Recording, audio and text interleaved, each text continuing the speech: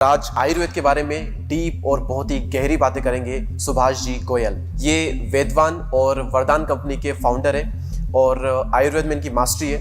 हमारे किचन में कई सारी सी चीज़ें होती है जो कि जिनमें सारी बीमारियों का हल होता है, जो कि हमारे किचन में होती है चीज़ें। उसके अलावा किचन में ही कुछ ऐसी चीज़ें होती है जो कि हमें बीमारियां देती है। इसके अलावा घरेलू कई सारे ऐसे उपाय होते हैं जिसके थ्रू हम हमारी कई सारी प्रॉब्लम्स को सॉल्व कर सकते हैं और इसी तमाम चीज़ों के बारे में आज के स्टूडियो में हम बात करेंगे।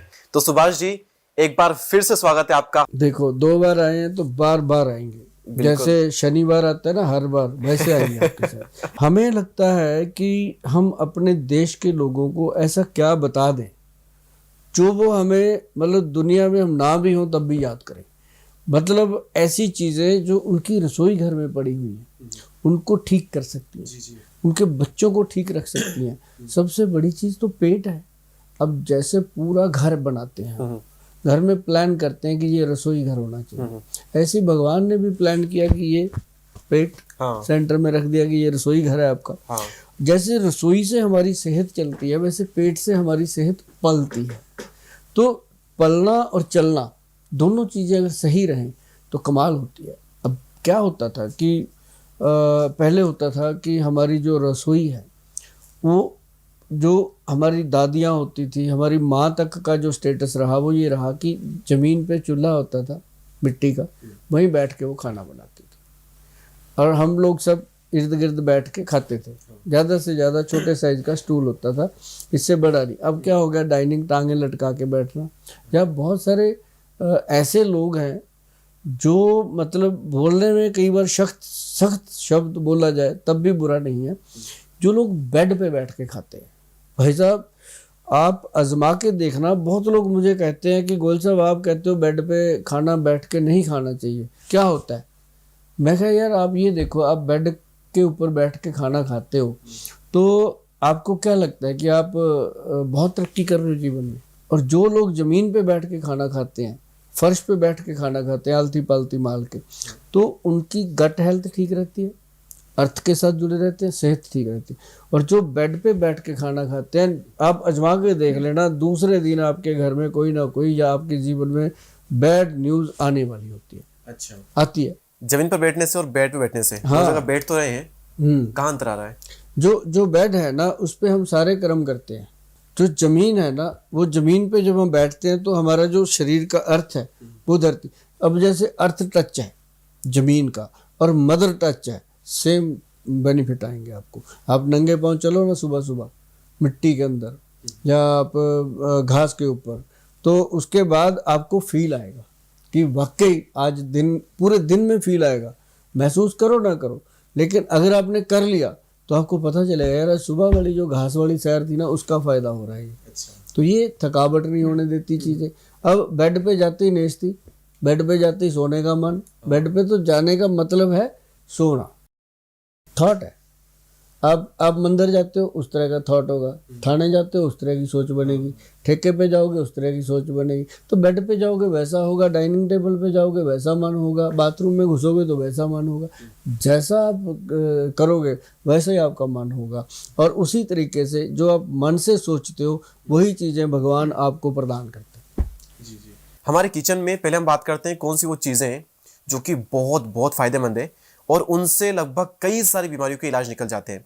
तो हम एक एक करके 4-5 चीज़ों के नाम लेंगे और उनसे कौन कौन सी चीज़ें, कौन कौन सी बीमारियां सॉल्व हो सकती है, घर बैठे बैठे ही हम कर सकते हैं।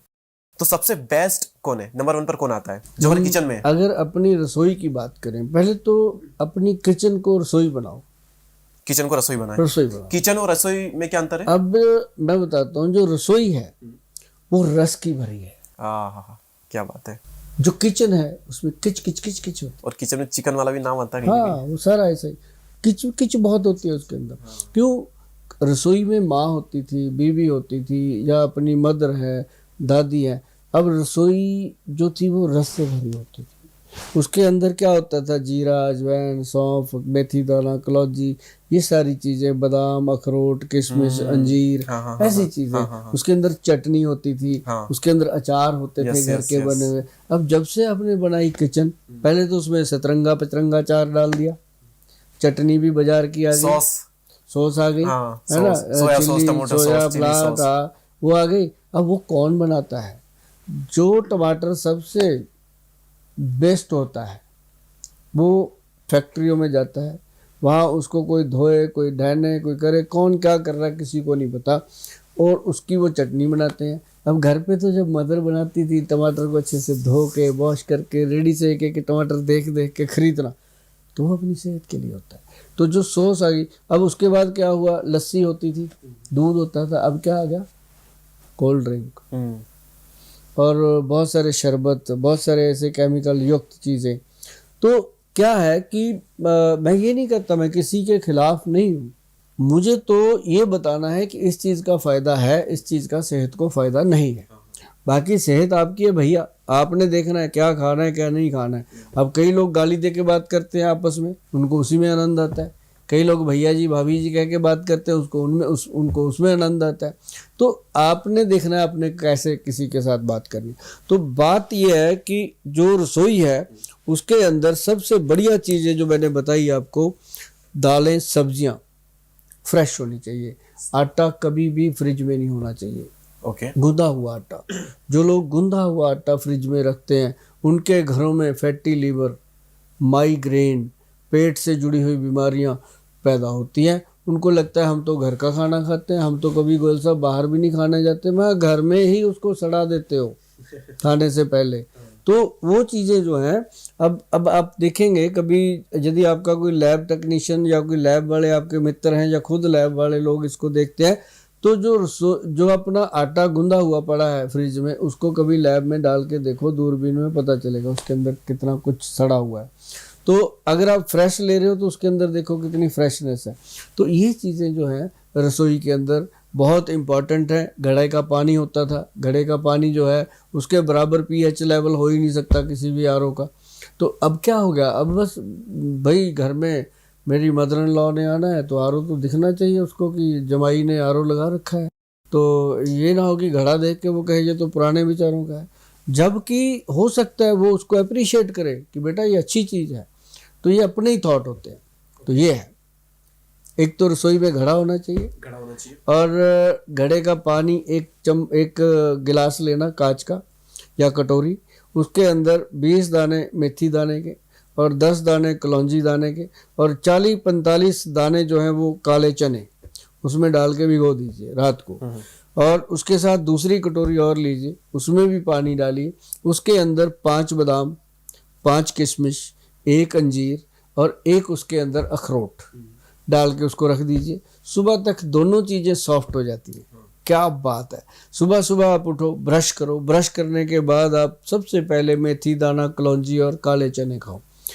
अगर डायबिटीज़ है तो कंट्रोल हो जाती है, अगर नहीं है तो कभी होगी नहीं। और जिन बच्चों को ये डर है ना कि मेरे मम्मी पापा को शुगर है मुझे ना हो जाए, वो तो इसको पक्का ही खाएं, कभी नहीं होती। और साथ ही जो बादाम वगैरह रखे थे उनको 15 मिनट का गैप देके उनको खाना। बादाम हमेशा छिलका उतार के खाना, क्योंकि अगर छिलके समेत हम बादाम को खाते हैं तो वो बादाम जो है वो जोड़ों का दर्द और यूरिक एसिड का कारण बनते हैं। अगर हम उनको छिलका उतार के खाते हैं तो बॉडी को, ब्रेन को एनर्जी देते हैं, ताकत देते हैं और पैनक्रियाटिक सिक्रेशन को स्ट्रांग करते हैं। दूसरी चीज़, ये 2 चीज़ें हैं, 15 मिनट के अंतर पे दोनों खाओ। उसके बाद दीपक जी 20 मिनट का एक गैप और ले लो। क्या करना, उस 20 मिनट में पानी गर्म करो, अच्छे से फ्राई पैन में गर्म कर लो, गर्म करके उसको उतार लो नीचे। गरम गरम पानी में 1 अनार रख दो। जब पानी ठंडा हो जाए अनार अंदर से सिक जाएगा, फिर उसको खोल के खाओ। अरे भाई साहब, जिंदगी में आपने ये चीज़ अनुभव नहीं करी होगी जो उस दिन करोगे आप। क्या आपका हार्ट, ब्रेन, लीवर सॉफ्ट होगा, कोई मतलब इतना शांत हो जाएंगे आप, चिड़चिड़ापन खत्म, ब्रेन को एकदम एनर्जी मिलती है। अनार को गर्म करके खाना, अनार को गर्म करके खाने से। और गर्मियों में उसको ऐसे ही लेना होता है नॉर्मल, फ्रिज में मत रख के खाओ, ठंडा नहीं करना, उसको ऐसे ही खाओ।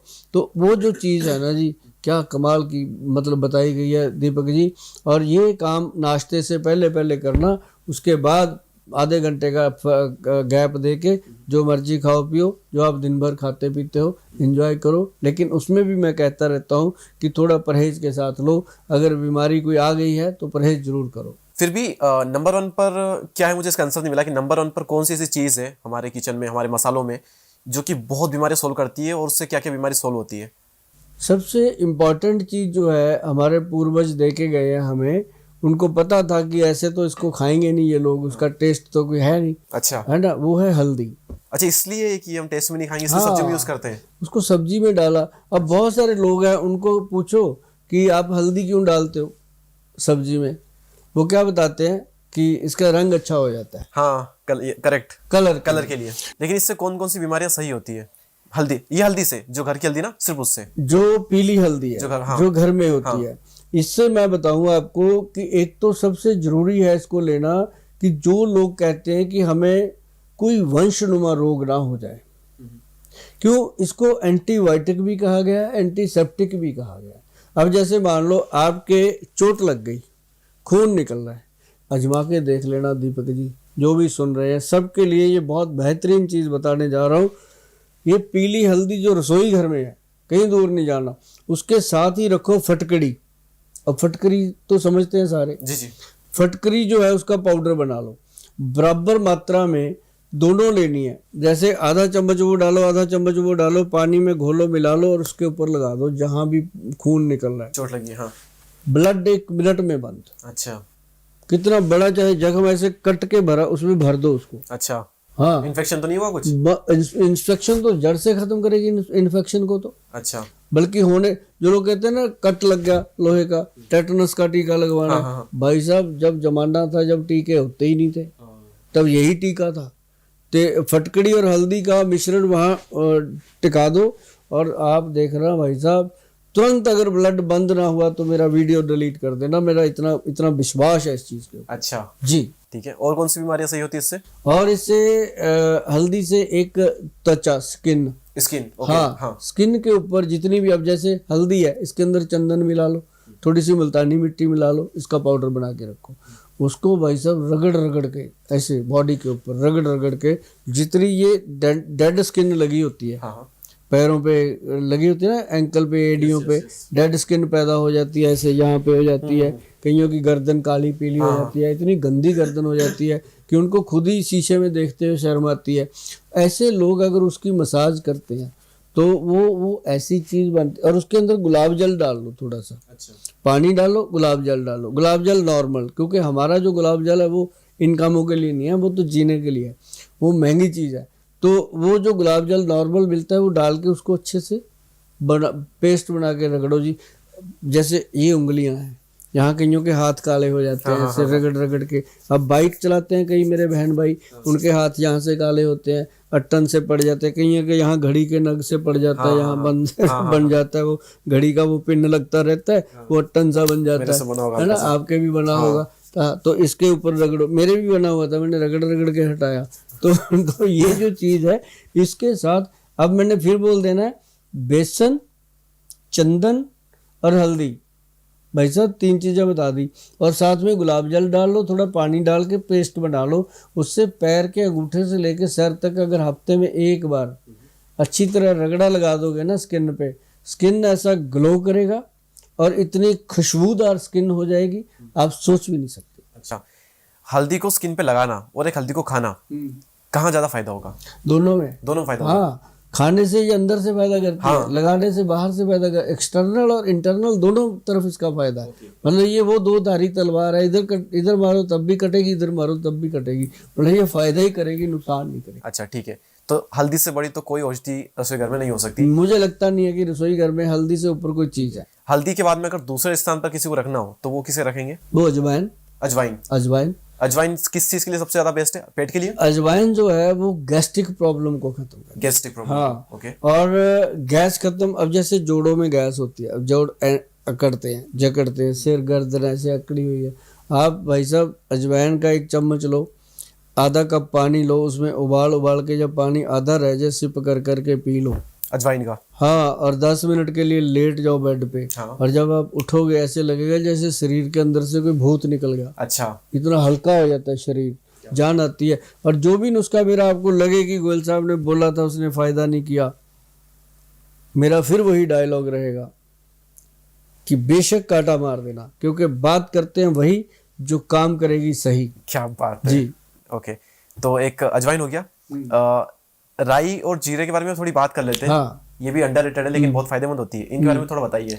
जो राई है इसको अचार में डाला जाता है, बिल्कुल जी। सब्जियों में डाला जाता है, और इसके साथ मेथी दाना डाला जाता है, इसके साथ कलौंजी डाला जाता है, प्याज के बीज, मजा आ जाता है। लेकिन कलौंजी ना हमारी तरह यूज नहीं की जाती है, बाकी जो मैंने बताई ये यूज की जाती है।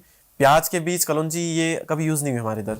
हाँ, आप अपने इधर करके देखिए। मैंने तो देखे भी नहीं कि प्याज के बीज होते कैसे हैं। हाँ। प्याज में कभी बीज तो निकला नहीं।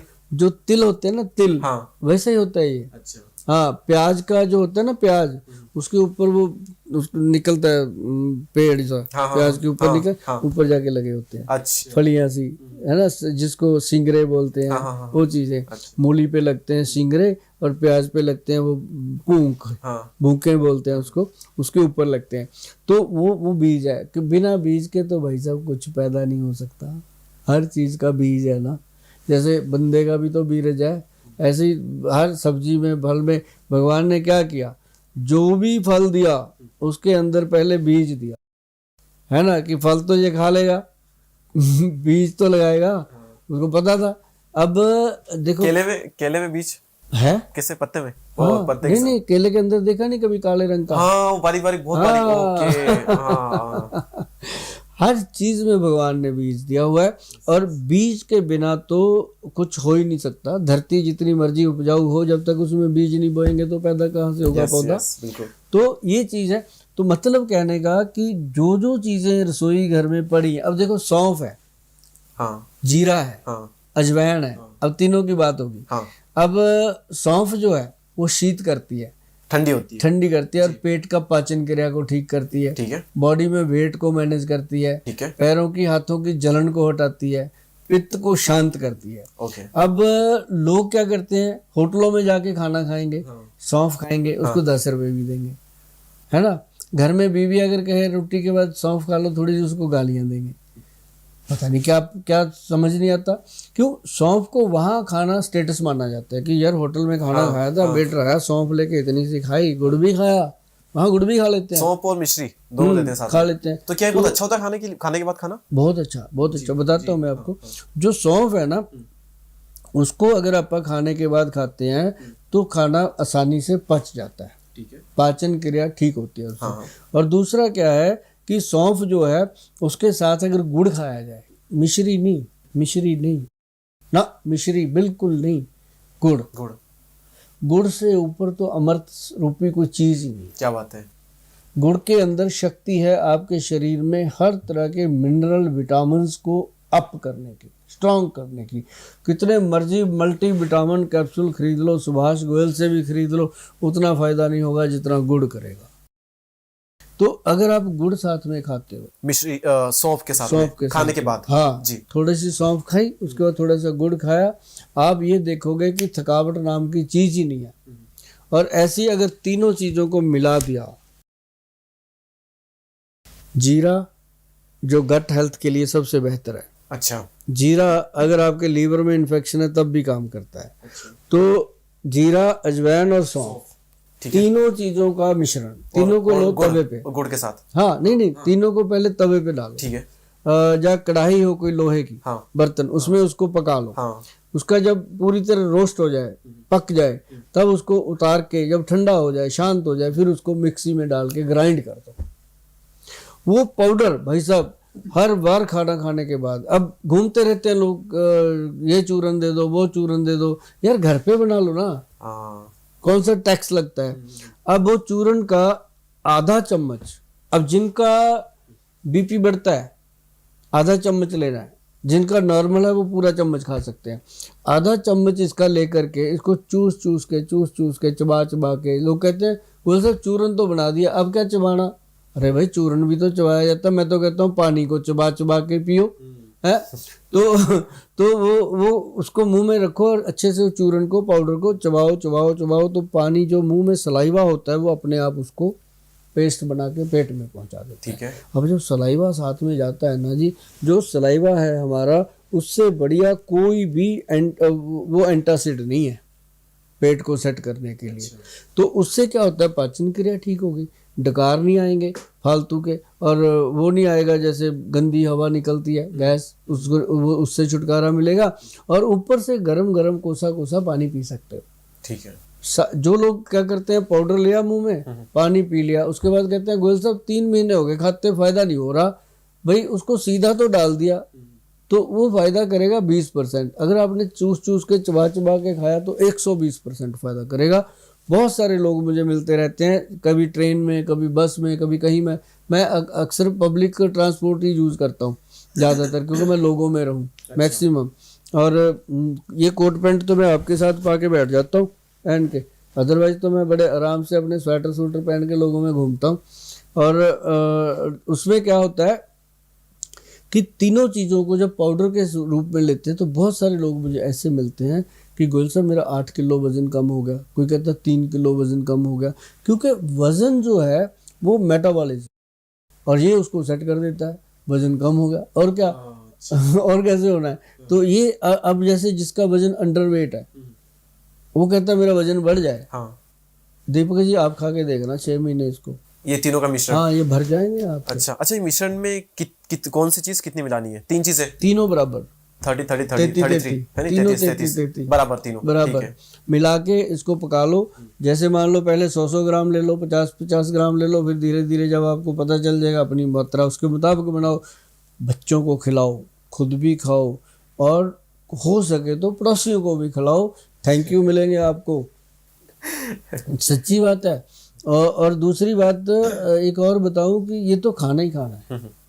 एक ना दीपक जी रसोई के अंदर होता है हमारे सरसों का तेल, देसी घी। अब उसके साथ ना हमने एक और रख दिया रिफाइंड, उस रिफाइंड को उठा के दान कर दो किसी, और कच्ची घानी खिलाओ। सिर्फ आप सरसों का तेल खाओ। कच्ची घानी का लोग बता दो, कच्ची घानी होता क्या है? कोई लोग पता नहीं ये चीज। कच्ची घानी होता है जो कोल्हू होता है ना, जो लकड़ी वाला होता है, उसके अंदर जो ठंडा, जिसको कोल्ड प्रेस बोलते हैं, कोल्ड प्रेस या ठंडा तेल, वो उसको वो जो निकलता है वो प्योर होता है, शुद्ध होता है, उसकी खुशबू अलग होती है, उसकी महक ही अलग होती है। तो वो जो तेल होता है ना जी, उसको अगर दाल सब्जी में, कभी उसका शाही पनीर बना के खाओ। किसका? कच्ची घानी का तेल डाल के शाही पनीर बनाओ। आपके बच्चों को बताना मत कि हमने ये कच्ची घानी का तेल डाल के बनाया, बच्चे जब बार बार ना मांगे कि ये खाना है, इसका टेस्ट कमाल का टेस्ट आता है और मज़ेदार टेस्ट आता है, खा के देखना। और उसके साथ शरीर के अंदर चिकनाई आती है, लेस आती है, और शरीर जैसे अकड़ा रहता है, जकड़ा रहता है, वो सारा रिलैक्स होता है। और साथ ही मैं ये नहीं कहता कि शाही पनीर ही बनाओगे वही बनता रहे, इसको किसी भी सब्जी में डालोगे, देसी घी की जगह डाल दो इसको, रिफाइंड की जगह इसको डाल दो, कभी आपको कोई नुकसान नहीं होगा, कोई कोलेस्ट्रॉल, कोई ट्राइग्लिसराइड, उल्टा इसके फ़ायदा करेगा, कम करेगा उसको। तो अब अभी मैं आपको बताऊं कि रसोई घर के अंदर एक और चीज़ बहुत इम्पॉर्टेंट है, अगर आप उसको आजमाओगे, वो होते हैं चारों मगज़। पहले हमारी हर रसोई में होते थे, आजकल लोग भूल गए। क्या चारों? कद्दू के बीज, हाँ, तरबूज के बीज, सीड्स, खरबूजे के बीज, सारे सीड्स सीड्स, चिया सीड्स, चारों, हाँ सारे सीड्स। अरे भाई साहब कमाल। मैं कहता हूँ आपको हार्ट, ब्रेन, लिवर और पैंक्रियाटिक सिक्रेशन कह लो, जिसको हम कहते हैं शुगर, पैंक्रियाज के बीटा सेल्स, ये सारी चीज़ें मस्त रहती हैं, खुश रहती हैं अगर आप इसको सीड्स खिलाते हो, चबा चबा के। पंपकिन सीड खाओ ना, पानी में रात को डालो, सुबह खाओ ना, या रात को भी ना डालो, ऐसे ही खा लो, तो वैसे ही डायरेक्ट खा लो, ऐसी चीज़ है। उसके साथ आप काजू खाओ, पिस्ता खाओ, क्या बात है पिस्ते की, कभी बात करेंगे आपके साथ। हाँ। पिस्ते के ऊपर 1 घंटा बोल सकता हूँ मैं। अच्छा, हाँ, ओनली पिस्ता के ऊपर। हाँ, और सच बताऊँ, एक वो छोटे छोटे होते हैं ना जो चिलगोजे, सुना है कभी आपने? चिलगोजे होते हैं, न्योजे, चिलगोजे इतने से होता है वो, उसमें उसको तोड़ो तो छोटा सा एक चिड़ी की जीभ जितना सा बीज निकलता है, उसके खाओ तो मजा आता है, बंदा छोड़ता ही नहीं उसको। वो इतने गोल होकर के होते हैं, उसके अंदर छोटा होता है, उसके अंदर से बीज निकलता है। हाँ, अच्छा, हाँ, उसको बंदर की रोटी बोलते थे बचपन में। वो तो ये चीजें हैं, इनके ऊपर तो आप मेरे से 3 दिन बुलवा लेना। ये ऐसी चीजें हैं जिनको खाने से आपके मुंह का सलाइवा पेट में जाता है और पेट एकदम हैप्पी, और साथ साथ उसके साथ क्या होता है कि आपका ब्रेन और आपकी नाभि, ब्रेन और नाभि का जो सूत्र है वो इतना सही हो जाता है। जो लोग कहते हैं मुझे धरण पड़ गई, नाप हिल गई, ये है वो है, उन लोगों को तो ये मिनटों में ठीक कर लेती हैं चीज़ें। और एक चीज़ ये अपना क्या नाम लेते हैं, सरसों का वो अपना रसोई के अंदर होता है अपने देसी घी, और उसके साथ होता है नारियल, coconut oil. Coconut oil virgin, वो भी कच्ची घानी का, उसको भी खा सकते हैं। ठीक है। और अगर ये दोनों को मिक्स कर लिया जाए, ऐसे मिक्स करके नाभि में लगाओ, बच्चे के लगाओ, बच्चे के, और बच्चे की माँ को लगाओ, उसके पिता को लगाओ, दादी को, दादा, सब कैसे नाभि में लगाओ, और साथ में जो अंडर आर्म है इसके अंदर रगड़ दो अच्छे से। जो हमारे ये इसको क्या बोलते हैं, बगल में है ना, हमारे वहाँ कच्छ बोलते हैं पंजाब में, तो बगल में इसको अच्छे से रगड़ो। रगड़ के आप जब ऐसे करोगे तो थोड़े दिनों में आप देखोगे कि जो जो जो सर्वाइकल खत्म, सर्वाइकल की बीमारी, माइग्रेन की बीमारी, उसमें फायदा। मतलब हमारी रसोई में वो सारी चीज़ें पड़ी हैं जिनको बस टाइम टू टाइम करते रहो, धीरे धीरे करते रहो, और अगर नहीं है तो ला के रखो। और आपने तेल की बात की थी, आपने सरसों के तेल की बात की जो कि सबसे बेस्ट चीज़ है हमारी रसोई में, और एक और आपने बात की कोकोनट ऑयल की। तो बाकी जो ऑयल है, मूंगफली का तेल, सूरजमुखी का तेल, क्या ये बुरे हैं? बहुत बढ़िया, बहुत बढ़िया है, बहुत बढ़िया। अच्छा, मूंगफली का तेल तो सारे मिनरल लेके बैठा है, क्या बात है, सारे विटामिन लेके बैठे हैं। बस वो कच्ची घानी होना अरे चाहिए। उसको तो कहा गया कि ये गरीब का बादाम है। अच्छा, वो गरीब का बादाम नहीं, वो सेहत का गोदाम है। अच्छा, मतलब जो मूंगफली का तेल है उसको खाओ, हाँ, जैसे मर्जी करके खाओ। कई लोग कहते हैं कि तेल बदल बदल के खाना चाहिए, क्या ये सही है?